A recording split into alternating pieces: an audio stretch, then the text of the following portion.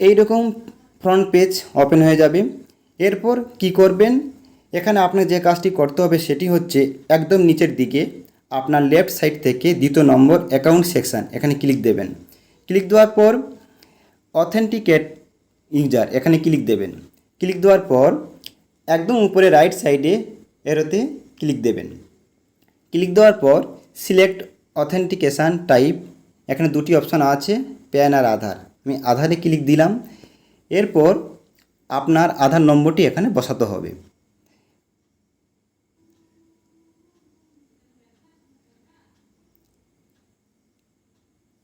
এরপর দেখবেন চেকবক্স, এখানে টিক মার্ক করবেন। এরপর আপনি সেন্ড ওটিপি, রাইট সাইডে একদম উপরে কর্নারে সেন্ড ওটিপিতে ক্লিক দেবেন। ক্লিক দেওয়ার পর আপনার আধার নম্বরের সাথে যে মোবাইল নম্বরটি লিঙ্ক আছে সেখানে ওটিপি পাঠানো হবে। সেই ওটিপিটি আপনি এখানে কপি করে এই ফাঁকা স্থানে আপনারা বসিয়ে দেবেন। এরপর আপডেট বাটনে ক্লিক দেবেন। ক্লিক দেওয়ার পর সাবমিট হয়ে যাবে।